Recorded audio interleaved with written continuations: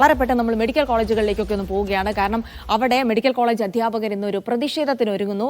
ആവശ്യം സ്ഥിരമായുള്ള ആവശ്യങ്ങൾ തന്നെയാണ്. കാരണം അധ്യാപകരുടെ കുറവ് നികത്തണം, ശമ്പളത്തിലെ അപാകതകൾ പരിഹരിക്കണം, അങ്ങനെ ഒരുപാട് വിഷയങ്ങൾ ഉന്നയിച്ചുകൊണ്ടാണ് സംസ്ഥാനത്തെ മെഡിക്കൽ കോളേജ് അധ്യാപകർ ഇന്ന് പ്രതിഷേധത്തിനായി ഇറങ്ങുന്നത്. KGMCTയുടെ നേതൃത്വത്തിൽ മെഡിക്കൽ കോളേജുകളിൽ ധർണ സംഘടിപ്പിക്കുന്നു. തിരുവനന്തപുരത്ത് DME ഓഫീസിലേക്ക് മാർച്ച് നടത്തും.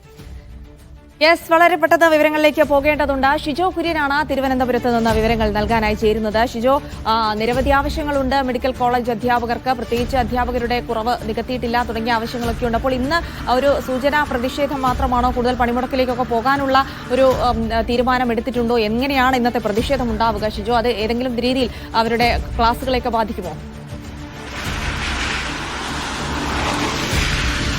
സൈഫു, ജിൽസി, രണ്ടുപേരോടും തന്നെ ഒരു ഗുഡ് മോർണിംഗ് രാവിലെ പറയുകയാണ്. എന്തായാലും ഈ KGMCTയുടെ പ്രതിഷേധം അത് ഇന്നലെയും ഇന്നുമായിട്ടുമുണ്ട്. കാരണം ഇന്നലെ അവർ ഒരു കരിദിനം ആചരിച്ചു.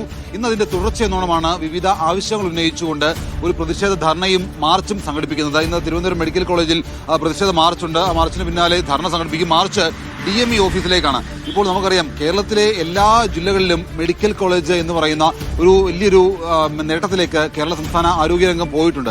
അത് കഴിഞ്ഞ ദിവസം മന്ത്രി നിയമസഭയിലടക്കം പറഞ്ഞതാണ്, അല്ലാതെ വാർത്താ സമ്മേളനം വിളിച്ച് പറഞ്ഞതാണ്. അപ്പോൾ കേരളത്തിലെ എല്ലാ ജില്ലകളിലും മെഡിക്കൽ കോളേജ്, കണ്ണൂരിലും കാസർഗോഡിലും വയനാട്ടിലും അടക്കമുള്ള എല്ലാ ജില്ലകളിലും മെഡിക്കൽ കോളേജുകൾ വന്നു. അത് രോഗികളെ സംബന്ധിച്ചുകൊണ്ട് ഏറ്റവും ആശ്വാസകരമായിട്ടുള്ള കേരള സംസ്ഥാന സർക്കാരിന്റെ ആരോഗ്യവകുപ്പിന്റെ വലിയ നേട്ടങ്ങളായിട്ട് ആരോഗ്യമന്ത്രി പറയുകയും ചെയ്യുന്നുണ്ട്. എല്ലാ ജില്ലകളിലും മെഡിക്കൽ കോളേജ് എന്ന് പറയുന്നത് വലിയ നേട്ടം തന്നെയാണ്. പക്ഷേ അപ്പോഴും ചില അടിസ്ഥാനപരമായിട്ടുള്ള സൗകര്യങ്ങൾ ഇല്ലാതെ പോകുന്നു എന്നുള്ളത് വലിയ കോട്ടമായിട്ട് നിലനിൽക്കുകയാണ്. അതുമായി ബന്ധപ്പെട്ടാണ് KGMCTയെ കഴിഞ്ഞ കാലം കുറേയായിട്ട് അവരുടേതായിട്ടുള്ള ആവശ്യങ്ങൾ പറയുന്നുണ്ട്.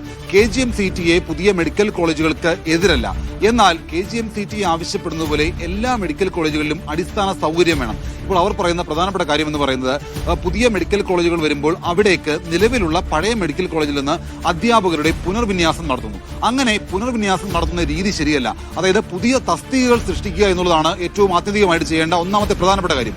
അങ്ങനെ പുതിയ തസ്തികകൾ സൃഷ്ടിക്കാതെ നിലവിലുള്ള മെഡിക്കൽ കോളേജുകളിൽ നിന്ന് പുതിയ മെഡിക്കൽ കോളേജുകളിലേക്ക് അധ്യാപകരെ സ്ഥലം മാറ്റുന്നു. അങ്ങനെ ഒരു അധ്യാപക പുനർവിന്യാസം നടക്കുന്നുണ്ട്. പക്ഷേ അവിടെ പുതിയ തസ്തികകൾ സൃഷ്ടിക്കപ്പെടുന്നില്ല. അപ്പോൾ അധ്യാപകർക്ക് കൂടുതൽ ജോലിഭാരം ഉണ്ടാകുന്നു. അത് കുറയ്ക്കുക എന്നുള്ളതാണ് KGMCTയുടെ പ്രധാനപ്പെട്ട ആവശ്യങ്ങളിൽ ഒന്ന്. അതോടൊപ്പം അടിസ്ഥാന സൗകര്യ വികസനം ഉണ്ടാക്കുക. രണ്ട്, മൂന്നാമത്തെ കാര്യം ഈ ശമ്പള പരിഷ്കരണവുമായി ബന്ധപ്പെട്ടുകൊണ്ട് നൽകാനുള്ള കുടിശ്ശികകൾ നൽകുക. ശമ്പള പരിഷ്കരണമൊക്കെ വരുന്നുണ്ട്, പക്ഷേ അതുമായി ബന്ധപ്പെട്ടുകൊണ്ട് അവർക്ക് കുറെ കാലമായിട്ട് അതിന്റെ കുടിശ്ശിക തുക നൽകിയിട്ടില്ല. DA കുടിശ്ശിക നൽകാനുണ്ട്, അങ്ങനെ മറ്റു പല അനുമതികൾ കൂടി നൽകാനുണ്ട്. അങ്ങനെ നിരവധിയായിട്ടുള്ള ആവശ്യങ്ങൾ അവർക്ക് KGMCTക്ക് നൽകാനുണ്ട്. അതിൽ നൽകാത്തതിൽ പ്രതിഷേധിച്ചുകൊണ്ടാണ് ഇന്നലെ കരിദിനവും ഇന്നിപ്പോൾ പ്രതിഷേധ മാർച്ചും ധർണയിലേക്കും KGMCT പോകുന്നത്. ഇതിൽ സൂചനാ പണിമുടക്കല്ല, നേരത്തെയും വിവിധ ആവശ്യങ്ങൾ ഉന്നയിച്ചുകൊണ്ട് അവർ ഒരു ദിവസം പണിമുടക്കിയിരുന്നു. അപ്പോൾ ഇതിനോട് സർക്കാർ അനുഭാവപൂർവ്വമായിട്ടുള്ള സമീപനം സ്വീകരിച്ചില്ലെങ്കിൽ OP അടക്കമുള്ള സേവനങ്ങൾ ബഹിഷ്കരിക്കും എന്നുള്ള മുന്നറിയിപ്പ് അവർ ഈ സമരത്തിന്റെ ഭാഗമായിട്ട് നൽകുന്നു.